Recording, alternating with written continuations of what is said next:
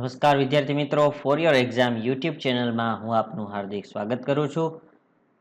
ગુજરાતી વિષયના નવા પાઠ્યપુસ્તકની સ્વાધ્યાયની સોલ્યુશનના આજના આપણે 12મા પાઠ એટલે કે સરહદની સફર એના સ્વાધ્યાયના સંપૂર્ણ સોલ્યુશનનું જોવા જઈ રહ્યા છીએ. તો આ વિડીયોને વધુને વધુ શેર કરજો અને અમારા સોશિયલ મીડિયામાં અલગ અલગ પ્લેટફોર્મમાં જોડાવા માટે નીચે ડિસ્ક્રિપ્શન બોક્સની અંદર લિંક આપેલી છે. તે માધ્યમથી તમે અમારા વોટ્સએપ ગ્રુપ અથવા ટેલિગ્રામ ચેનલમાં પણ જોડાઈ શકો છો. ચાલો હવે આપણે જોવા જઈએ ધોરણ 7 વિષય ગુજરાતી પાઠ 12 પ્રશ્નોનું જવાબ. સ્વાધ્યાયનું સોલ્યુશન જોઈએ તો તેમાં આગળ જોઈએ. પહેલો પ્રશ્ન છે વાતચીત, યાત્રા અને પ્રવાસમાં શો ફરક હોય છે? ચાલો તેમના માટે અહીંયા પ્રશ્ન આપેલો છે અને જવાબ આપણે હવે જોતા જઈએ. યાત્રા મૂળે સંસ્કૃત શબ્દ છે. તે હિન્દુ અને અન્ય ભારતીય ધર્મોમાં મહત્વનું સ્થાન ધરાવે છે. સામાન્ય રીતે યાત્રાનો અર્થ એ છે કે મહાભારત, રામાયણ ઇત્યાદિ ધાર્મિક ગ્રંથોમાં વર્ણવેલા ધાર્મિક સ્થળો જેવા કે મંદિરો, નદીઓ, પર્વતો, ગામો વગેરે મુલાકાત લઈ પૂજા, દર્શન, ઉપાસના જેવા ધાર્મિક કાર્યો કરવા. તીર્થયાત્રા સામાન્યપણે પવિત્ર સ્થળોની મુલાકાતને કહે છે. મોટે ભાગે એ યાત્રા સંઘમાં એટલે કે સમૂહમાં કરવામાં આવે છે. આ ઉપરાંત કોઈ પ્રકારના સરઘસ કે તહેવારના સંદર્ભમાં યોજાનાર સરઘસ વગેરે માટે યાત્રા શબ્દ વપરાય છે. જેમ કે જગન્નાથપુરીની રથયાત્રા, વર્તમાનમાં રાજકીય કે સામાજિક કારણોસર યોજાતા સરઘસ કે કૂચ માટે પણ યાત્રા શબ્દ વપરાય છે. હવે આપણે પ્રવાસ વિશે જાણીએ. પ્રવાસ એટલે સ્થળે સ્થળે ફરવું. પ્રવાસને દેશાટન પણ કહે છે, જેમાં દેશનો અર્થ થાય છે સ્થાન અને અટનો થાય છે અર્થ. પરંતુ પ્રવાસ એટલે માત્ર ફરવું એટલો સીમિત અર્થ ન કરી શકાય. કોઈ પણ સ્થળને જાણવું, માણવું અને થોડા સમય માટે એને મન ભરીને જીવી લેવું, તેનું નામ પ્રવાસ. વિદ્યાર્થી જીવનમાં નવું નવું જાણવાની જિજ્ઞાસા હોય છે. કોઈ પણ ઐતિહાસિક સ્થળો અને પ્રાકૃતિક સ્થળો વિશે માત્ર પુસ્તકોમાંથી વાંચીને જાણવા કરતાં ઐતિહાસિક અને પ્રાકૃતિક મહત્વ ધરાવતા સ્થળોના પ્રત્યક્ષ પ્રવાસથી ઘણું વિશેષ જાણવા મળે છે. યુવાનીમાં મિત્રો સાથે ફરવાની અને જીવનની એ પળોને યાદગાર બનાવવાની અલગ જ મજા હોય છે. ખરેખર આજના ભાગદોડ અને તણાવયુક્ત જીવનમાં પ્રવાસનું મહત્વ અનેક ગણું વધી ગયું છે. પ્રવાસ પર્યટન થકી જ લોકોમાં સાંસ્કૃતિક વારસો પ્રત્યે ગૌરવ, પ્રકૃતિ પ્રેમ અને ભાઈચારાની ભાવના જન્મે છે. બીજો પ્રશ્ન જોઈએ તેમાં કેટલીક યાત્રાઓ ખૂબ જાણીતી છે, તેના નામ જણાવો અથવા નામ આપો. દાંડી યાત્રા, રથયાત્રા, ભૂદાન યાત્રા, પદયાત્રા, તીર્થયાત્રા અને તવાંગ યાત્રા. આગળ જોઈએ તો તેમાં ત્રીજા પ્રશ્નની અંદર તમને પૂછવામાં આવેલું છે, તમે ગુજરાતી ઉપરાંત બીજી કઈ કઈ ભાષાઓના નામ સાંભળ્યા છે? મેં ગુજરાતી ઉપરાંત હિન્દી, અંગ્રેજી, સંસ્કૃત, મરાઠી, પંજાબી, સિંધી, બંગાળી, કન્નડ, મલયાલમ, તમિલ, તેલુગુ અને ઉર્દૂ ભાષાના નામ સાંભળ્યા છે. તમારા વિસ્તારમાં કઈ બોલી બોલાય છે? તમે કઈ બોલીઓ વિશે જાણો છો? મારું ગામ ઉત્તર ગુજરાતમાં આવેલું હોવાથી અમારા વિસ્તારમાં મહેસોણી બોલી બોલાય છે. હું સોરઠી, ચરોતરી, પટણી, ભીલી બોલીઓ વિશે જાણું છું. તમારે કોઈ અન્ય ભાષા બોલતી વ્યક્તિ સાથે વ્યવહાર કરવાનો થાય ત્યારે તમે શું કરો છો? જ્યારે મારે કોઈ અન્ય ભાષા બોલતી વ્યક્તિ સાથે વ્યવહાર કરવાનો થાય ત્યારે હું તેમનો હાથના ઈશારાથી સમજાવવાનો પ્રયત્ન કરીશ અથવા બંનેની ભાષાને સમજી શકે તેવી ત્રીજી વ્યક્તિને સાથે રાખીને તેની સાથે વાત કરવાનો પ્રયત્ન કરીશ. છઠ્ઠો પ્રશ્ન છે, શહીદ કોને કહેવાય? શહીદ એટલે સત્યના માર્ગે જીવન અર્પણ કરનાર. અરબી ભાષાના શબ્દ શહીદનો મૂળ અર્થ સાક્ષી આપનાર થાય છે. આમાંથી બનેલા શબ્દ શાહેદ અથવા શાહેદ ગુજરાતમાં સાક્ષીના અર્થમાં વપરાતો જોઈએ છીએ. પવિત્ર કુરાનમાં શહીદ તથા તેનું બહુવચન સોહદા ઘણી આયતોમાં સાક્ષી કે સાક્ષીઓના અર્થમાં વાપરવામાં આવ્યા છે. શહીદને તેની શહાદત માટે જે બદલો મળે છે તેમાં તેના પાછલા બધા પાપોની સંપૂર્ણ માફી, કિયામત સુધી પોતાની કબરમાં સજીવ રહેવાનું તથા રોજીની અને સ્વર્ગમાં ઉચ્ચ દરજ્જાઓની પ્રાપ્તિ વગેરેનો સમાવેશ થાય છે. વર્તમાનમાં દેશ માટે જીવન અર્પણ કરનાર માટે શહીદ શબ્દ વપરાય છે, પરંતુ ભારતીય સેના કે પોલીસમાં માર્ટિયર કે શહીદ જેવો શબ્દ છે જ નહીં. તો અહીંયા વિદ્યાર્થીઓ પોતાની રીતે પણ ઉત્તર આપી શકે છે. ત્યારબાદ બીજો પ્રશ્ન જોઈએ. નીચે આપેલા વાક્યોનો ભાવ ધરાવતું વાક્ય વિકલ્પમાંથી શોધીને લખો. શ્રવણજીની કોઠાસૂઝ જેવી તેવી નથી. તો ચાલો તેની અંદર જવાબની અંદર આપણે લખવાનું થશે બ. બીજો પ્રશ્ન છે શ્રવણજી જરા મોડા પડ્યા છે. બીજા પ્રશ્નની અંદર તમારે જવાબ લખવાનો થશે ક. ત્યારબાદ ત્રીજું એ શ્રવણજીની વહારે આવ્યા. ત્રીજા પ્રશ્નની અંદર જવાબ લખવાનો છે ક. ચોથો પ્રશ્ન છે ગુજરાતના 25 જણ એકઠા થઈ ગયા. તેમાં જવાબ લખવાનો છે બ. પણ જમવામાં કંઈ ઠા પડ્યો નથી. એટલે પાંચમા પ્રશ્નની અંદર જવાબ લખવાનો છે બ. પ્રશ્ન 3 નીચે આપેલા બોલીના શબ્દોનો માન્ય ભાષામાં અર્થ મેળવીને લખો. ચાલો હવે તેમાં જોઈએ. આપણે પહેલું કચ્છી બોલી, જેમાં બો એટલે બે, સુરતી ટમે તમે, પટણી દંત દન દિવસ, સોરખી ધામ એટલે ઉકળાટ બફારો. પ્રશ્ન 4 જેમાં આપેલ ઉદાહરણ જેવા બીજા શબ્દો લખો અને વાક્ય પ્રયોગ કરો. યાત્રા યાત્રાળુ, શ્રદ્ધા શ્રદ્ધાળુ, માયા માયાળુ, કૃપા કૃપાળુ, દયા દયાળુ. ચાલો ઉત્તર જોઈએ. પહેલું એમાં આપેલું છે ઘણા યાત્રાળુઓ દર પૂનમે પગપાળા અંબાજી જાય છે. ધર્મપ્રેમી માણસ હંમેશા શ્રદ્ધાળુ જ હોય છે. ત્યારબાદ આગળ જોઈએ તો તેમાં વાક્ય બનાવવાની અંદર ત્રીજું વાક્ય આપણા દેશના માયાળુ માનવી મલક છોડીને ગયેલાઓને સાંભળે છે. ભગવાન સૌને માટે કૃપાળુ છે. દયાળુ માણસ જ વૈષ્ણવ છે. પાંચમો પ્રશ્ન તમને આપેલો છે નીચે આપેલા શબ્દો જેવા જ બીજા શબ્દો મેળવીને લખો અને વાક્ય પ્રયોગ કરો.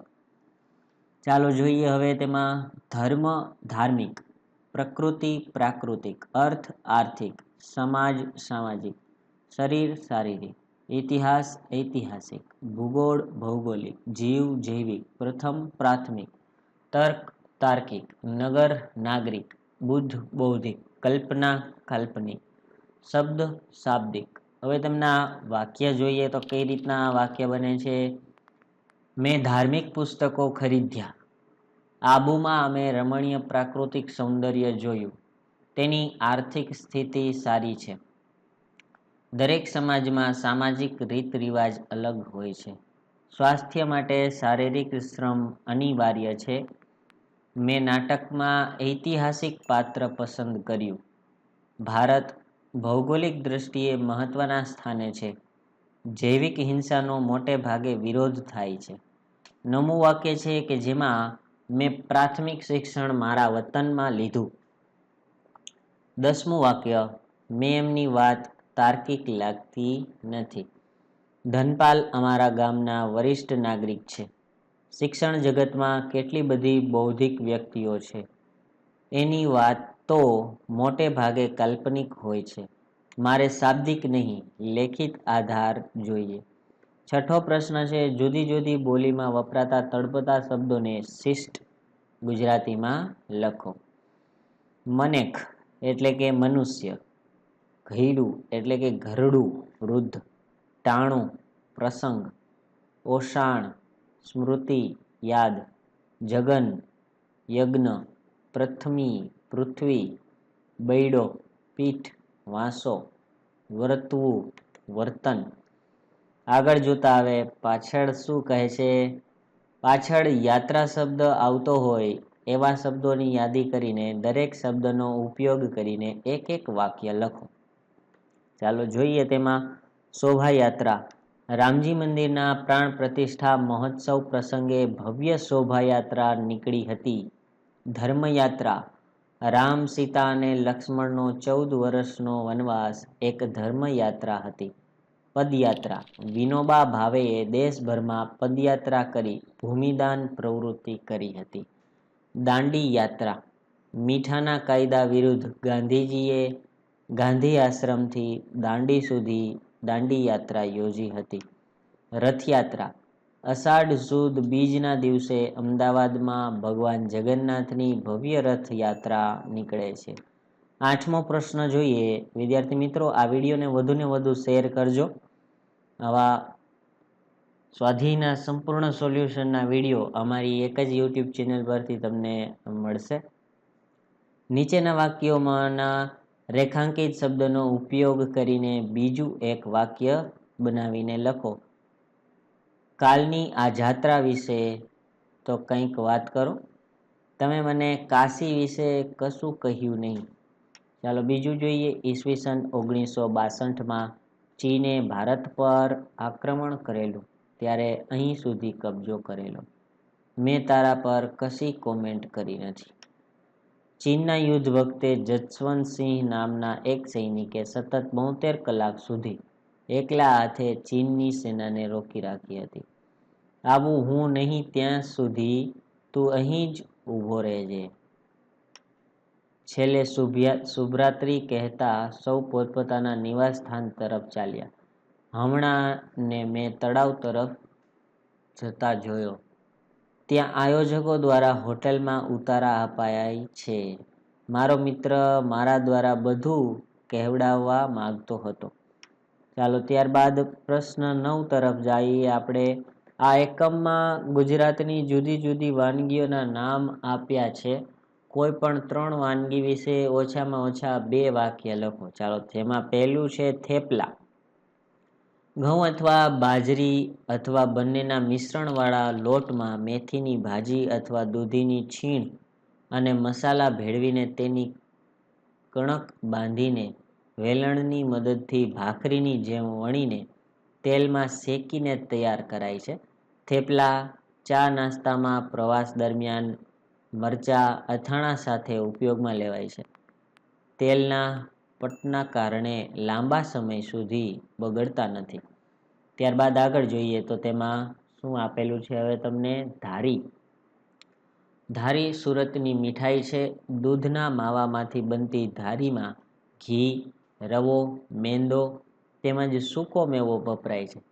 ચાંદની પડવા ને દિવસે સાંજે સુરતમાં ઘરમાં તમામ સભ્યો સાથે બેસીને ધારી ભૂસું આળોગે છે. ત્યારબાદ હલવાસન. હલવાસન ગુજરાતની જાણીતી મીઠાઈ છે. શિયાળામાં ફણગાવેલા ઘઉંનો લોટ, દૂધ, મેંદો મિશ્રિત કરી લાંબા સમય સુધી કડાઈમાં હલાવી દાણા છૂટા પાડવામાં આવે છે. આ દાણા શેકી ખાંડ ઉમેરી લુવા બનાવી હલવાસનનો આકાર આપી તેમાં કેસર, પિસ્તા, એલચી, જાયફળ નાખીને હલવાસન બનાવાય છે. ખંભાતનું હલવાસન પ્રખ્યાત છે. ત્યારબાદ હવે જે તમારે પરીક્ષાની અંદર પૂછાઈ શકે તેવા પ્રશ્નો હોય છે તો તેમાં પ્રશ્નોના ઉત્તર લખો. જ્યાં જ્યાં વસે એક ગુજરાતી ત્યાં ત્યાં સદાકાળ ગુજરાત. પંક્તિનો અર્થ જણાવો. જ્યાં જ્યાં વસે એક ગુજરાતી ત્યાં ત્યાં સદાકાળ ગુજરાત. પંક્તિ દ્વારા આપણને સમજાય છે કે એક ગુજરાતી જ્યાં વસે છે ત્યાં સમગ્ર ગુજરાતની અસ્મિતાનું પ્રતિનિધિત્વ કરે છે. એની વાણી, વ્યવહાર, વર્તન દ્વારા ગુજરાતનું ગૌરવ પ્રગટ થાય છે. બૃહદ અર્થમાં પ્રદેશ એની પ્રજાનો નહીં પણ પ્રજા એના પ્રદેશનો પરિચય કરાવે છે. ગુજરાતી જ્યાં વસે છે ત્યાં જે તે પ્રજા સાથે ભળી જઈને એના સદવ્યવહારથી સમગ્ર ગુજરાતની વિશેષતાનો પરિચય કરાવે છે. બીજો પ્રશ્ન તમને પૂછેલો છે, ગુવાહાટી શહેર વિશે 2-3 વાક્ય લખો. ગુવાહાટીનું જૂનું નામ ગૌહતી હતું. એ અસમ રાજ્યનું સૌથી મોટું શહેર છે. 2011ની વસ્તી ગણતરી મુજબ તેની વસ્તી 9,63,429 હતી અને તે સમગ્ર ઈશાન ભારતનું સૌથી મોટું શહેર છે. તેને ઈશાન ભારતનું પ્રવેશ દ્વાર પણ કહેવાય છે. પૂર્વી ભારતમાં કોલકાતા પછી તે સૌથી મોટું શહેર છે. તે બ્રહ્મપુત્ર નદીના કિનારે અને શિલોંગ ઉચ્ચ પ્રદેશની વચ્ચે આવેલું છે. ગુવાહાટીમાં આવેલ કાઝીરંગા નેશનલ પાર્કમાં જોવા મળતા એક શિંગડાવાળા ગેંડા દુર્લભ પ્રાણી છે. ગુવાહાટીમાં 51 શક્તિપીઠમાંનું એક શક્તિપીઠ એવું કામાખ્યા દેવીનું મંદિર વિશ્વવિખ્યાત છે. ત્યારબાદ ત્રીજો પ્રશ્ન તમને આપેલો છે, જસવંતગઢની વાતને અનેરી કેમ કહી હશે? 1962ના ચીનના યુદ્ધ વખતે જસવંતસિંહ નામના એક સૈનિકે સતત 72 કલાક સુધી એકલા હાથે ચીનની સેનાને રોકી રાખી હતી. આ વીરની ગાથા આજે પણ ઘરે ઘરે ગવાય છે. તેમનું સ્મૃતિ મંદિર બનાવવામાં આવ્યું છે. વીરની યાદમાં બનાવેલા સ્મૃતિ મંદિરને કારણે ને આ વીરની સ્મૃતિને તાજી રાખવા અનેક યાત્રીઓ અહીં આવે છે. તેથી જસવંતગઢની વાત અનેરી છે. આગળ જોઈએ તો આપણે હવે પ્રશ્ન 4માં આ યાત્રામાં દૂર દૂરથી શ્રદ્ધાળુઓ કેમ આવતા હશે? જસવંતગઢની વાતને અનેરી કહી એનું કારણ એ છે કે ઈસવીસન 1962ના ચીન સાથેના યુદ્ધમાં જસવંતસિંહ નામના એક સૈનિકે ચીનની સેનાને 72 કલાક સુધી એકલા હાથે રોકી રાખી હતી. આ વીરની ગાથા આજે પણ ઘરે ઘરે ગવાય છે. આમ તેમના સ્મૃતિ મંદિરમાં વીર પુરુષના દર્શન કરવા દૂર દૂરથી શ્રદ્ધાળુઓ આવતા હશે. 5મો પ્રશ્ન છે, તવાંગ યાત્રા રાષ્ટ્રીય, ધાર્મિક અને પ્રાકૃતિક એમ 3 દ્રષ્ટિએ મહત્વ ધરાવે છે એવું શા પરથી કહી શકાય? તવાંગ શહેરમાં ઈસવીસન 1962ના ચીન સાથેના યુદ્ધમાં વીરગતિ પામેલા સૈનિકોની વીરગાથા દર્શાવતું સ્મારક આવેલું છે. યાત્રાળુઓ આ શહીદ સ્મારકની મુલાકાત લઈને ધન્યતા અનુભવે છે. દલાઈ લામાના પદચિહ્નો ત્યાં છે. અહીં દૂર દૂરથી અનેક શ્રદ્ધાળુઓ આવે છે. આ શહેર શીખ ધર્મના પ્રથમ મહાન ગુરુ નાનક દેવનું તપસ્યા સ્થળ હતું, જેને નાનકલામ કહે છે. આ ઉપરાંત યાત્રાના રસ્તે પુષ્કળ પ્રાકૃતિક સુંદરતા છે. અહીં ઝાંગ વોટરફોલ અને સોંગેત્સેર લેક છે, જ્યાંના કુદરતી દ્રશ્યો જોઈને યાત્રાળુઓ ધન્યતા અનુભવે છે. આમ તવાંગ યાત્રા એ રાષ્ટ્રીય, ધાર્મિક અને પ્રાકૃતિક એમ 3 દ્રષ્ટિએ અદકેરું મહત્વ ધરાવે છે. ત્યારબાદ 6થો પ્રશ્ન છે, તેમાં તમે ગુજરાત સિવાય કયા કયા રાજ્યના નૃત્ય વિશે જાણો છો?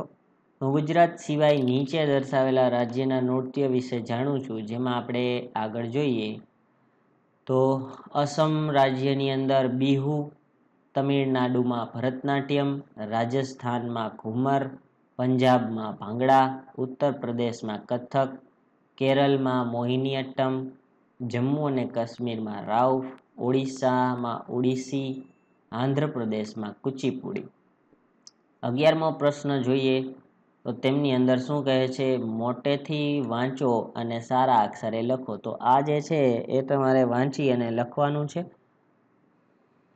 ત્યારબાદ 12મા પ્રશ્નની અંદર વીજાણુ માધ્યમ અને સોશિયલ મીડિયાની મદદથી દરેક જૂથ એક અલગ યાત્રાની માહિતી એકત્ર કરશે. જૂથ કન્વીનર વર્ગ શિક્ષક સમક્ષ તેની રજૂઆત કરશે. એટલે આ બધું જે છે એ તમારે વર્ગમાં જૂથ પાડી અને કાર્ય કરવાનું છે, એટલે કે એક્ટિવિટી કરવાની છે. વિદ્યાર્થી મિત્રો, અહીં આપણે ધોરણ 7 વિષય ગુજરાતી પાઠ 12ના સ્વાધ્યાયનું સંપૂર્ણ સોલ્યુશન પૂર્ણ કરીએ છીએ. વધુ પાઠના સોલ્યુશનના વિડીયો ટૂંક જ સમયમાં અમારી યુટ્યુબ ચેનલ પરથી મળતા રહેશે.